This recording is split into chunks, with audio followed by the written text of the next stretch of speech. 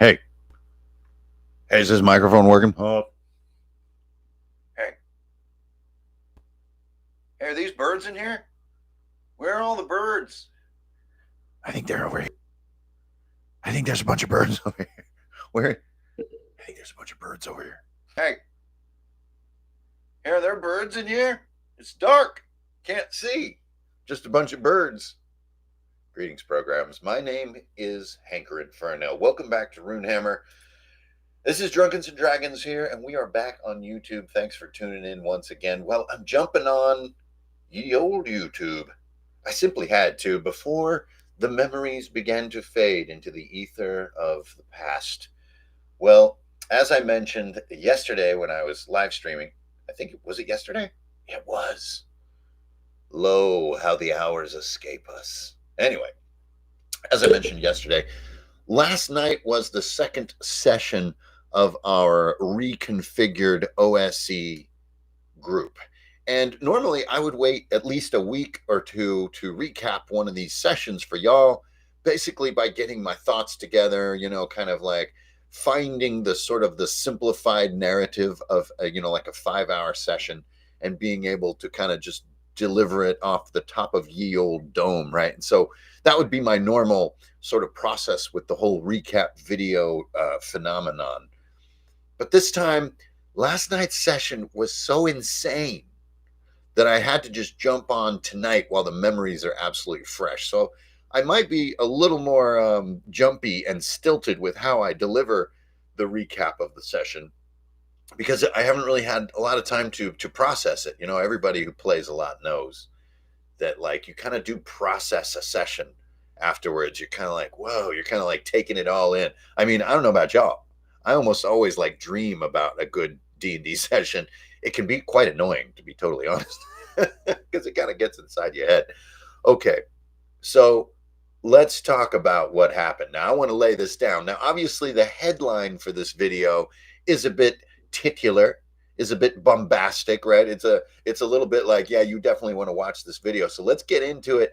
But it wasn't just about what's mentioned there in the headline. Okay, so we come into session 2, and session 1 had ended on a big cliffhanger with this undead frost giant jumping up onto the top of this dwarven forge house and basically saber rattling the group, and we had a cliffhanger. So session 2 gets started, and right away we have this big battle. So as is my way, I always have to warn my characters, hey, you guys are level 1. This is not a full-powered frost giant. He's kind of a downgraded frost giant because he's undead. But there's a very real chance here of losing a character. We're going to be making some death saves. It's going to get a little spicy. Okay, so we got to get that out in the open. And this battle ensues. So this frost giant, he's using these 2 forge master dwarves as sort of puppets, right? He puts these emerald shards in their eyes, and these puppets will do his bidding. Even if sometimes they're able to speak from their own heart, their bodies are out of their control, right? Like marionettes. And so he, rather than trouble himself, Cragum Deadskin is the name of this frost giant, sort of ghoul. Rather than trouble himself, he deploys his puppets to destroy these interferers, these meddlers, right? And these are low-level heroes who really just thought they were delivering a cold iron ingot to this village. They didn't realize there was going to be sort of all this crazy conflict involved. They were just on a sort of a delivery errand to bring a chunk of cold iron up to this village because it's the only forge hot enough to work this metal. So they come up, and these 2 dwarves are saying, you've got to get out of here. We can't control our own bodies. We're going to attack you, but it's not us doing it. He's controlling us. And they have these like green sparkles in their eyes, So my players instantly kind of deploy, right? They sort of spread out. Our barbarian, Cole, he grabs one of these dwarves and pulls him kind of out of the line of sight of the giant, because these guys are, at this point, experienced D&D players. So they're probably expecting like a boulder toss, right? The boulder toss is the most brutal attack that giants have if you're playing them in the traditional or vintage D&D sense. And my players know that, so they want to get out of line of sight. So they pull him aside, and we have this series of strength checks. And he's basically saying, dude, I'm so sorry, but I think we're going to have to blind you. It's the only way, besides killing you, to set you free from this curse. And the dwarf, his name is Renk, He's actually a character that's appearing in some other places if you're kind of following the grout of some of my storylines. But he says, I know, I'm familiar, like, you can do it, go, it's the only way, this kind of stuff. And so through a series of trials and tribulations and holding him still and kind of fighting him, but kind of not, they do manage to put this dwarf's eyes out with a dagger. Okay, so he's free of the. No, wait, actually, I got ahead of myself. See, this is where I need a little time to think. They got one of his eyes out, and then before they could finish the job, he breaks free as this battle is happening with his best friend, whose name is Fim Hammersmark, and he's over there also under this spell, saying, I can't control my own limbs. So basically, my characters are fighting two dwarves right now, not fighting the frost giant. Before they can help one of the dwarves be free of this curse, he breaks free and runs over. And then when I have multiple targets for an enemy in my game, I don't like to choose because that's a lot of burden on me. So I'll use a die. So if I have like 3 targets, I'll use a die roll to choose who the target's going to be. And this dwarf runs across the field of battle and chooses his own best friend. His own best friend, who has now been freed, has had both his eyes put out and therefore is free from the curse, who's now become a viable target, right? So this has already been a little bit more combat than you're probably feeling me explain, because, there's a lot of details I can't cram into a recap. He runs across the field. Because of the die roll, he chooses his own best friend, who is now free of the undead curse, brings the axe down, and Fim, being a dwarf and being awesome, catches the axe blade as it's digging through his collarbone. He catches it there, just it's cutting into his hand with sheer dwarven strength. And he's like, stop, and he's like fighting him back. Every round from here on out, this strength contest is taking place. And if the cursed dwarf, Renk, wins, he's going to finish the stroke with the battle axe. And anytime that Fim wins this strength contest, he holds him back. All my players are just trying to stab at this guy because he only has one eye left to stop the madness. Thanks for tuning in, everybody. We're already into it. So this crazy conflict, which already had the group really fired up. I mean, there's a lot of gravity and pain and drama and poetry in what's happening here. And when Cragum Deadskin sees that his puppets are incapable of doing away with these meddlers, because his mission is to snuff this forge forever, he's scooping rubble and snow onto this super hot dwarven forge. And in 4 rounds, he's going to snuff it to where it can never be lit again. He's scattering the coals, putting huge handfuls of snow on it. And if they lose this forge, they'll never be able to work this cold iron ingot. Now, this wasn't necessarily my players' mission. Their only mission was to deliver this ingot, but now they have stumbled into a far larger situation, right? So Cragum Deadskin, the undead frost giant, sees that his puppets are not able to get the job done. So he jumps down, and anytime he jumps and lands, he sends out an ability called Seismic Freeze. Everybody rolls a save versus spells, because remember, we're in BX here. We're in OSE. You miss the save, you are paralyzed and frozen until you can make a con save or a con roll. And making that con roll will waste your turn, even if you succeed. So it basically just puts you into a real time-wasting state. Usually everyone makes their con roll on the first go, but it kind of uses up that tiny little piece of time. So he jumps down, the seismic wave comes out, more struggle is going on with these 2 dwarves, and they just can't seem to undo this dwarf who still has one cursed eye. They just keep missing the attack rolls again and again because it's an aimed shot, right? And we explained it also that he's wearing one of these, I think it's called a browed helm. So Norman Vikings, as well as some other Vikings, had these eye loops underneath the eye socket. So you have a very small hole for the eyes. And so they just can't get him. It's an aimed shot. They just can't get it. It's going on and on. Then Cragum Deadskin gets this big chain whip out. If you follow me on Instagram, you'll see this custom mini that I made. I kind of snipped apart several other miniatures, and he has this big chain whip. He cracks this gigantic chain whip, and it's super destructive. It's a save versus death weapon. He's like, instantly we get some characters drop to 1 HP, but then we get one character who makes a strength roll to grab onto the chain whip and ride it. When it recoils back, he rides over, lands on his shoulders. He's trying to get into position to stab at this giant, and this combat goes on and has a lot of different parts and pieces. They actually manage to relight the forge and sort of really anger this giant and use his anger against him. They eventually solve this dwarven problem, but with two blind dwarves now, so they kind of just jump out of the fight like, I can't even see, I can't help. But then the one dwarf has the ingot, and he says, this cold iron is anathema to all undead, which is sort of part of the myth of cold iron, kind of like silver. If you can just get me within touch, if I can touch that giant with the incantation on this ingot, it will destroy him utterly. Like, no undead can withstand cold iron, especially a huge chunk of it like this. And so the battle, I mean, they've done, maybe like 7 damage to this giant, even stabbing one of his eyes out, even hitting him with arrows and all this stuff. So it's just not going to be like an attrition style battle. It's not going to work. So they have to get over there. They use his anger to kind of kite him, and they get into position, and a lot of people are down or frozen at this point, and our barbarian drags this dwarf in here who's cast this incantation, and they manage to touch the cold iron ingot onto the foot of Kragam Deadskin, and he is just obliterated instantly. So now they know that cold iron is super powerful against the undead. It's just extremely rare. That's why this whole thing started in the first place.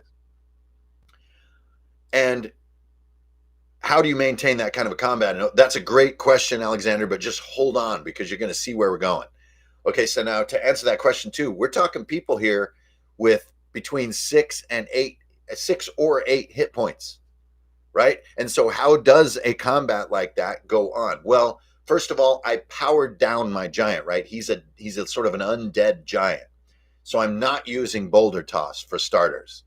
And he's also not there to kill them. He's actually trying to douse the forge and leave. He really doesn't care about them. He really wants to put the forge out. And this is what they sort of used against him. But as a reminder, they had no chance of defeating him toe to toe.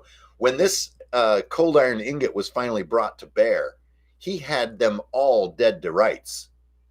So a lot of times you'll see players, you can give them the victory MacGuffin, just hand it to them, and they'll only realize it when it's too late. In this case, that was not how it went down. They realized that this cold iron ingot is important. They interviewed the dwarf a little bit, like, what does this thing do? How can we use it? And found this kind of MacGuffin aspect out. But it didn't, you said, how do you maintain that long of a combat? This is a half an hour, maybe 45 minutes. This isn't like we're in combat for hours. These guys have very few hit points. They do have some healing herbs. Each one of them had like D4 healing in their pocket. So there are some heals that are bringing them back up from 1 HP. But here, this is just it. It was surprising. Like, Alexander, I love your question because I was kind of surprised. But they never really took him on directly. They used cover. They kind of just scurried around like mice and kind of avoided him as much as possible, as long as possible. But even then, at the time that victory was acquired, it was actually looking really grim. Anyway, that's not what's crazy about the session. So now we have the enemy vanquished, and we kind of go into a role-playing state. Now remember, I am playing this adventure straight out of my own zine. So Hex 4 is the issue of the zine that I'm talking about. I publish these little zines on my Patreon, and I'm playing my own stuff directly to my table, right? So we get done with that, and I kind of change, I put that sheet on the back of my pile, and now I'm looking at the next sheet. I'm like, okay. So we're getting to this role-playing section. There's this little girl named Milda, and as the aftermath of the Giants fight happens, they get the forge back online. The people of the town start emerging from their hiding places, and life is returning to the town of Hillstone. And it seems like there's some kind of sort of underlying anxiety here, and my players are curious about it. They also go on a quick foraging mission to try to replenish their healing herbs, which they actually kind of failed on. They kind of found the herbs they didn't want. but there's an underlying anxiety. And this little girl finally has this sort of outburst. She says, like, none of the adults will do anything about this. If it's not these giants haranguing us all the time, it's these sinkholes. And my players are like, wait, what? There's sinkholes? Like, it wasn't bad enough that we had this frost giant situation. Like, there are sinkholes. And they're like, yeah, look, there's one over there. We covered it up with planks last week. And there's one over here that we have this iron grate over the top of it. And we're like, well, what are in the sinkhole? What's the problem? Like, why do you have to cover them up besides, like falling in? And they're like, well, there's something down there, something moving around, and it doesn't like to come into the light. So my players are like, oh my God, no. So another sinkhole 2 days later, this is now. So my players get a couple of rests. They roll a few hit die recovery. So some of them get back to full. Some of them are at 2/3, maybe 5 HP, something like that. Level 1 in OSE is extremely hard. Why they made the beginning of the game hard and the late game easy, I'll never understand. If you want to read my blog about inverting the difficulty curve of BX, please do. But this is a moment that it hits the road, right? We're playing rigid BX style. We're in a vintage experience here. And we had talked about this. When you hit 0 HP, you're dead instantly. You're not dead at the end of the round. You're not dead after you fail a save of some sort. You don't get a death save, a con save. You hit 0 HP, that's it. You're instantly dead. Just remember that as we go into this next scene. So this sinkhole opens up, and the heroic dwarves of Hillstone come out of their houses and their hiding places, and they bring bed frames and furniture, and they're trying to close up this sinkhole. And it seems like it kind of works at first, but then late that night, there's a commotion. My players' sleep is interrupted yet again. They come out, and there's this different girl who seems to sort of be a friend of Milda. And Milda is already angry and has stormed off into the hills, insisting that none of the adults of this village have the guts to follow the old ways. And, dwarves have lost their courage, and she's going to go take on the frost giants or the source of these sinkholes alone. So she's kind of wandered off. And it seems that her friend, another little girl named Zelana, is now inspecting this sinkhole and is kind of curious and is like moving some of like the furniture aside to get a look down in there. As my players investigate, she is like pulled by an invisible something. She is sucked into this sinkhole and disappears with a terrible scream. Now, this is all in the zine, in the module that I'm playing, right? So, of course, players have agency to, guide the story this way or that. They could have just left the village. But if you're GMing with skill and with verve, they're probably going to bite on the hooks that you put in the water, right? If you're a good fisherman, you catch fish. So this occurs.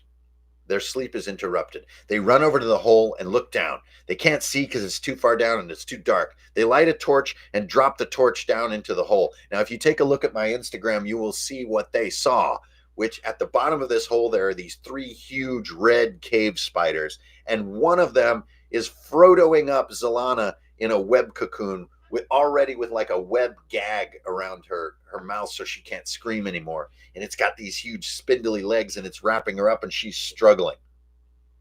Now, this is GM gold right here, right? This is a plot hook. It's extremely hard for a player to resist this. What I underestimated is just how hard it is to resist. So, got to remember, y'all, we're playing OSE, and we're playing it strict. No hacking here. We're playing the old way. My players kick aside the rubble that's blocking the top of the sinkhole and jump. They jump in to help. And I had already mentioned it's about 30 feet down. You're following me now. Yes, I can feel it. So they set up a rope. As the first guy jumps down and lands, he has a pretty harsh landing. I think it was 2 HP damage because of sheer luck. This could have been so much worse. Remember, bro, you only got 6 HP, man. Anyway, so he twists his ankle, kind of like, pops a shoulder, has a big scuff on his elbow. And we did have these 2 big rocks. Again, go check out the photo that I posted. But he lands in there and he's like in position. The next character has the at least the mind space to rappel down quickly and only takes 1 HP because it fails the dex check to rappel. Now, anybody out there who has rappelled in life, as I have, knows you have to make a dex check. It is very easy to get hurt. And yes, okay, Mapronomicon, Alexander, you're with me now. You're with me. You're floating in this moment and you're seeing where this is going. I thought that them jumping down in here, I was worried that could be a death sentence if you really botch it. Okay, so now I'm looking at my spiders. And I'm looking at the abilities on my spiders. Now remember, once again, how I play as a GM is I will give almost every monster that I make 3 things that they do. And it lives on a D6. On a 1, they do their least harmful thing. They reposition, they recover, they switch targets, stuff like that. On a 2 through 5, they do their sort of boring attack, right? They kind of like claw or a bite, right? Standard stuff. But on a 6, they will do their area attack or their power attack or their attack that doesn't offer any save or any to-hit roll. No to-hit roll is needed, and so on and so forth. So I'm looking down, and these spiders are not that bad. They are meant to be battled by first-level characters, but I just got a bit of a sinking feeling. So my guys have all jumped down in there. I roll for my spiders. 2 of them get the kind of the boring rolls, but 1 6 pops up when I'm rolling tactics. And this is basically a replacement for like poison mist. And instead, I'm just going to have a spider hunker down and it shoots out all these little micro spines and it does D6 damage. And there's no save and there's no to hit roll because the whole room is just filled with these things. Now, normally, this is not such a big deal. Daniel, we are playing OSE, and we're playing it pure. We're playing true, like BX style, AD&D style. So 0 hit points is it. So I did the thing that I'm sure all of you are foreseeing. I rolled 2 6s in a row, which isn't horribly unlikely, but it's somewhat unlikely. So I get the tactic 6 and then the 6 on top. Now, if you're a fighter and you got 8 HP, not such a big deal. Grab the little girl and get the hell out of there. But for my already injured peoples who jumped down here, this spells instant death for 3 characters at the same time. So there's a moment of complete, like, a cold chill went down every spine in that room. And I could see like sweat forming on the foreheads of these players, and one player had never died. We've been playing 3.5 years now, and his character had never died until last night. And so he's just sort of going pale. He couldn't believe it. He was in disbelief. So I have to pull as the host, as the beacon of friendship, as the most enthusiastic person at the table, the game master. I have to bring this mood back to a happy place, right? So right away I have to say, welcome, you guys. Now you know about vintage D&D. Like, you should all get a Boy Scout badge right now. You are now true D&D players. I mean, until you have just had a sudden, brutal, shocking death, you're not really a D&D player in my book. You need to know this feeling. This is a quintessential part. This is like falling down when you're learning how to skateboard, bro. Like, you gotta fall down if you want to call yourself a skater. You know what I'm saying? So that's my intro to them. And I also say, remember, we agreed to play D&D in a vintage sense. And in vintage D&D, plowing through a few characters before you find one that makes it to level 3 or so, where things get more safe, is part of the intended experience. It's not an accident like, whoops, this game is designed wrong. You are meant to be given a context of danger by vintage D&D. And this is the teaching method that gives you that context. Sudden, horrible death. Now remember, we had a death in session 1. This is 4 deaths in 2 sessions. We only have 1 character who is from the original group. He manages to grab the little girl and, using a hero coin, climbs up this rope and gets her out of there as the spiders are clacking at him, but they don't like to go up into the light, so they retreat back into their hole, right? Okay. So it was amazing. Once everybody's mood like lifted back up, so they basically said, so what do we do? Like roll new characters? I'm like, fuck yes, you do. We still have one member of the original party. Like, you could either make somebody completely fresh or you can pick someone from the story so far. And this, I didn't want to get on YouTube tonight to tell you guys about the 3 character deaths. It may seem like, it makes a good headline, right? It makes you want to click, but that isn't really what I wanted to talk about. It's not what I'm reveling in tonight. What I'm reveling in is what happened next. It was absolutely uncanny. It stirred my soul. It really did. I'm not even kidding. You guys know me.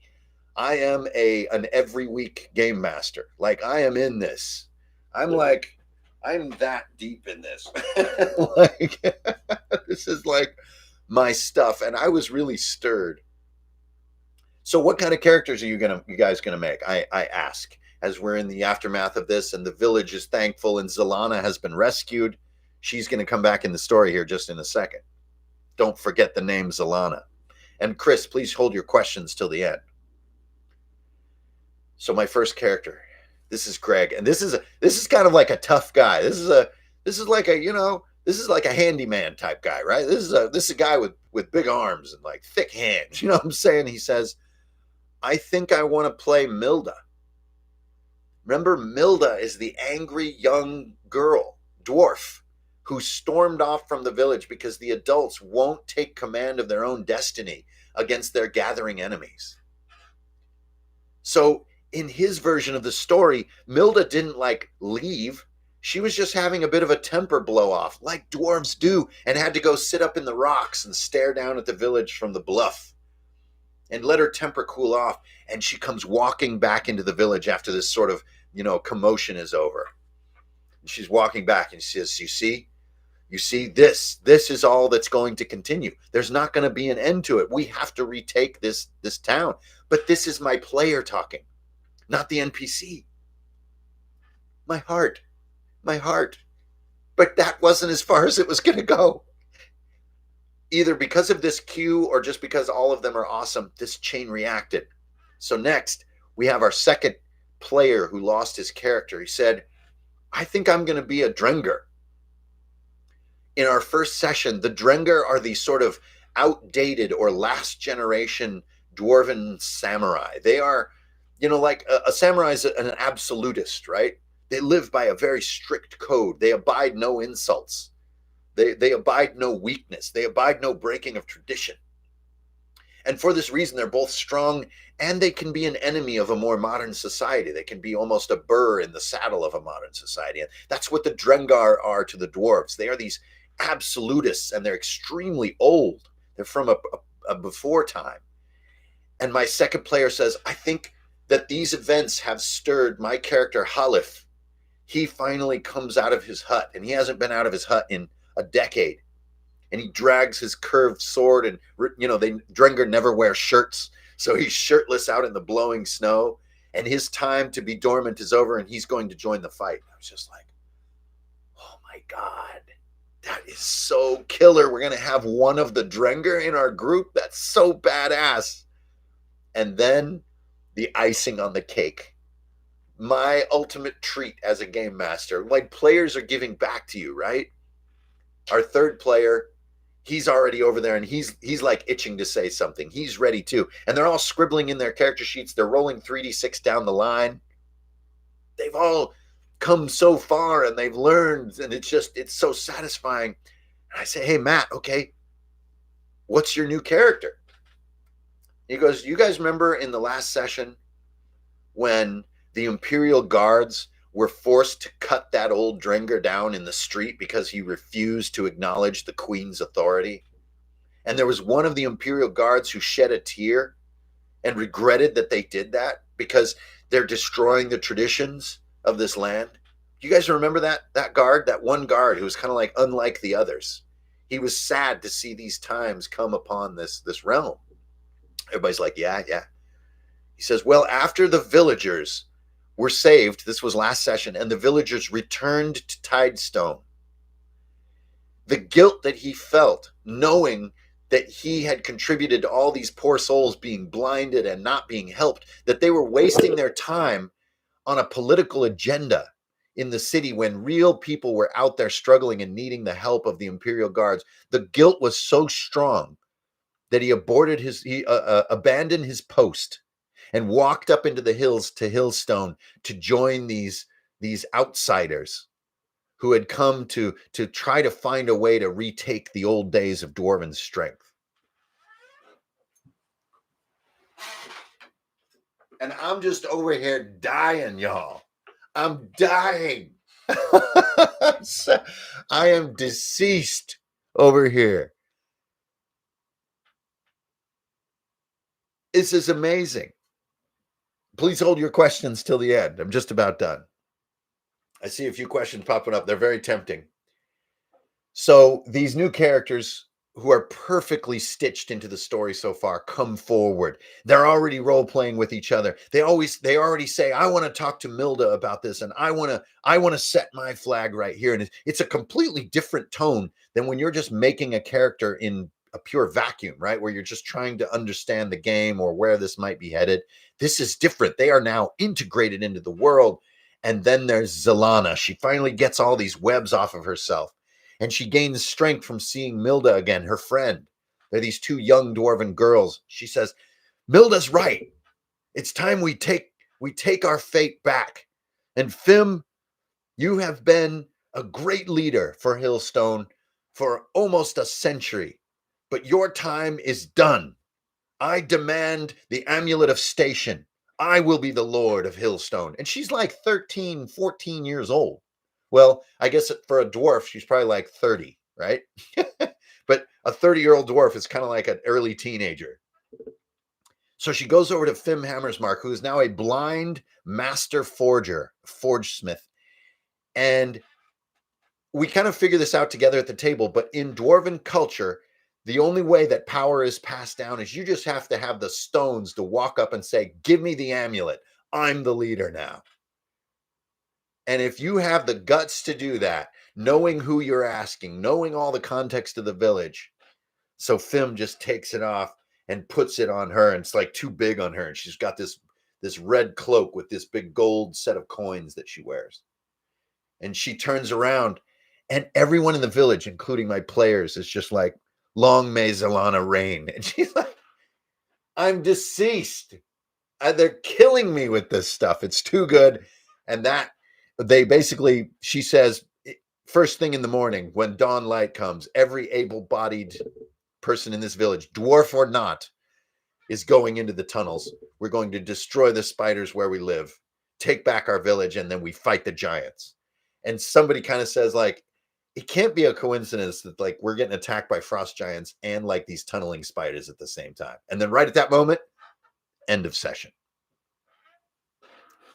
So you can see why I would want to jump on YouTube to recap this session with y'all. This was about a 4.5 hour session. Absolutely sublime. Absolutely sublime. Now, I don't have a lot of time tonight because right back into it with my other group, the Crown and Skull group. So now I saw some great questions that I definitely wanted to answer. Chris, I know here, they're still right here, so I can jump into it. Let's do a quick Q&A, but that is what I wanted to share with you guys. Old school D&D, say what you will, about vintage D&D. The death rule alone is enough to set a certain tone in play. Now, there's a lot of other fun stuff. There's sort of like freeform group initiative and a lot of other things. Professor Dungeon Master talks about this stuff all the time. He makes better videos than I do. Get over there and watch his stuff. But the death rule alone sets a tone. Okay, so Chris, you asked a great one. Not about the motives. It was something else. Well, I don't want to scroll too far. Let me get at this one. The Drenger character sheet level 1. Absolutely. We explained him being level 1 by being very old, very venerable. So we did give him a great sword, which we call the Odak. It's a curved sword, basically like an Odachi. or an oversized katana, sort of. What's generally known as a three-handed sword, but curved, so that it can be swung in these big arcs and stuff. And he does have a single ability, which is called the Odak Dash, which is you sort of slide forward like a samurai. Anyway, but we made him, that his glory day is behind him. So he's actually like sort of descended because he's like in a rest state, right? So he's gotten back all the way back down to 8 hit points and stuff like that. But yeah, if you had a question, bring it back here. Bring that question back because I saw some real good ones. But yeah, Andrew, amazing, right? What was another one that I saw that I really liked up here? Some great alley-oop questions. We started with the how long do you maintain combat? And you can see right away, like the Frost Giant combat, went on for a while. That seems kind of crazy, right? Yes, it is crazy. But then you get into something like these spiders, and the first attack, y'all, the first attack kills 3 players. So it's not just like the system says, oh, a combat tends to be this long. And it's not like the GM says, oh, a combat tends to be this long.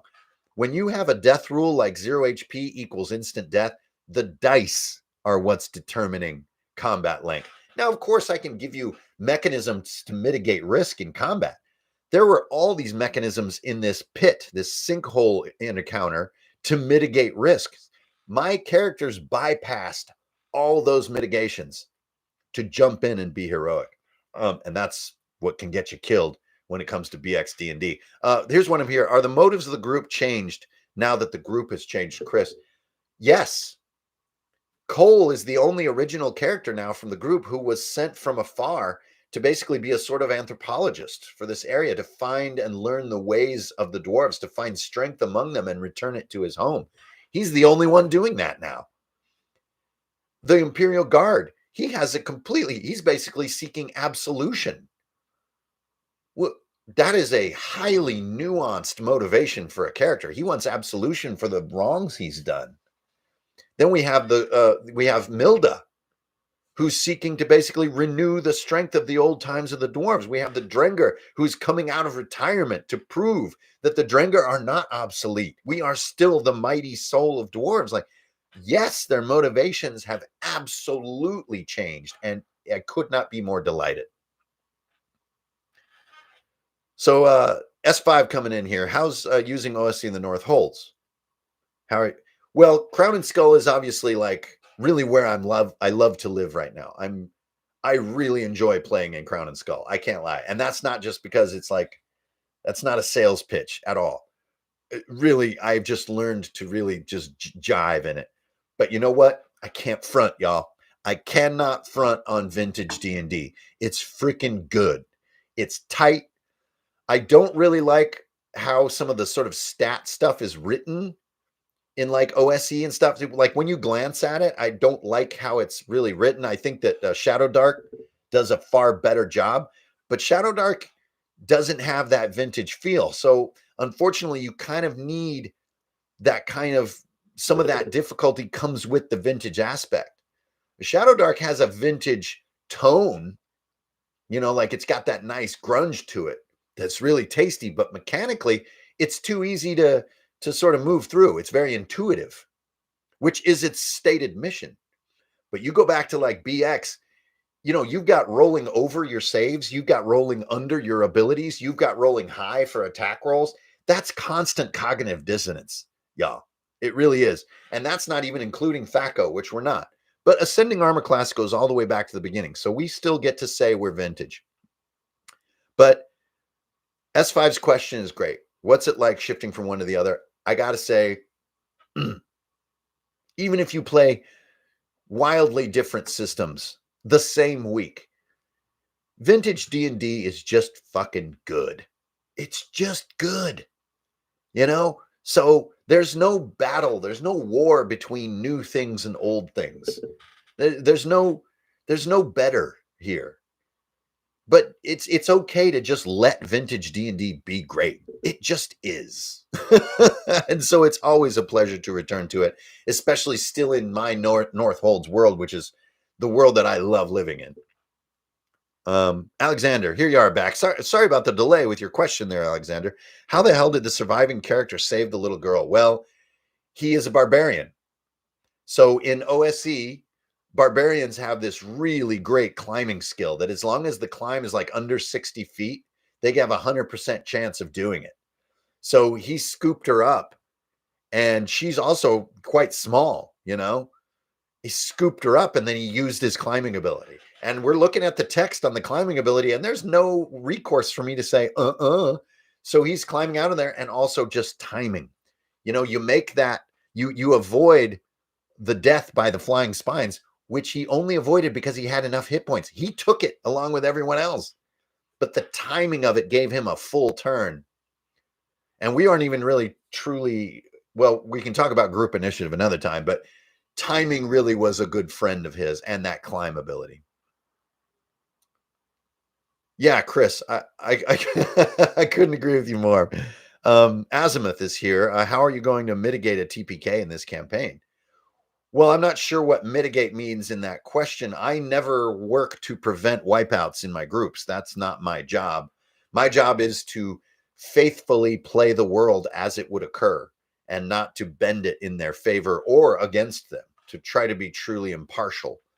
So if a TPK happens, it just happens. Usually it's going to be the dice that make that happen, not something that I or they control. I would say in this case, it was their lack of caution. And you know, one thing to answer that question earlier, how does a combat like this go on so long? Two of the characters in that Frost Giant combat cast shield on themselves, which is a first level spell, and it lets you ignore 2 hits, and that saved both of their lives. So mitigation and risk control is something that really works even at low level, but they just didn't do that. They just jumped into this hole. They didn't even think, and they had their spells. So it just goes to show that like emotion and excitement can be lethal. David Posner, what's up? The Hex compilation. Yeah. Well, thanks, man. Appreciate that. Yeah, Hex is definitely after issue 12, which it's crazy to think we're almost halfway through the first year. But once we hit issue 12 of Hex, we'll make it a paperback and we'll get it into physical form, and we'll get it in your hands. Yeah, OSR equals oh shit run. Exactly. And I know that I've been hard on the term old school, and I stand by that. Old school as a blanket term, I still think is complete bullshit. But old school D&D or vintage D&D, that's a specific thing we can talk about. But the old school to me is like way too big of a category. But vintage D&D, oh my God. Mwah. Love you. I love you, baby. You haven't changed a bit. It doesn't mean that new stuff is any less, though. It's just like music, man. It's okay to like old stuff and new stuff. It's not a war here. Back to Chris. No, we're not doing Discovery at all. Discovery to me is not a vintage D&D experience at all. That is very new and very innovative. So we are not playing Discovery type play. Oh, David, thank you. That was actually a commission, and by the grace of my client, I was allowed to remove all the landmarks and names and publish it in my own map shop. So I really owe it to my client on that one. And thanks. Love doing those big maps. They're very labor intensive, but love doing them. Yeah, see, Rifts is old school. That's a great example. Thanks, S5. So if I say old school, it would include TMNT, Rifts, GURPS, BX, right? And those are all very, very different experiences. And that's why I think the term is a little chunky. But vintage D&D, it's like a birthday cake you can eat any day of the week.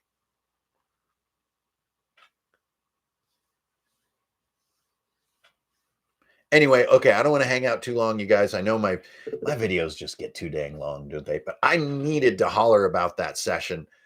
When things are like that, it brings you back to some of the core of why do any of this stuff, which really is about people, right? People and storytelling and watching teams stitch together, watching people learn about each other and encouraging that. That's a privilege to me, and one that I look forward to doing a great deal more. Okay, thank you guys for tuning in. Really fun to recap that session for y'all, but I am out of time. I got to get out of here and go to the next one. We are going to escort a princess to a town. Doesn't sound like something I would normally be excited about in a session, but I actually can't wait. It's going to be awesome. So one more here from Cameron. Since you opened commissions for December, which I did, yeah. If you look on Twitter, I'm going to open them up for December and January.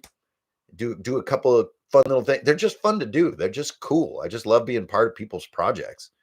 Will you be able to hang out on drawing streams sometime? Absolutely. Love doing drawing streams. So you guys have a good Tuesday night. Is it Tuesday? Have a good Tuesday night. Keep it real. Don't steal. And you're always going to get yourself a good deal. You know what I'm saying? All right. This is Hanker and Fernell signing off. I will see you guys soon on that internet. Be good to each other. All right. Later. Are these birds?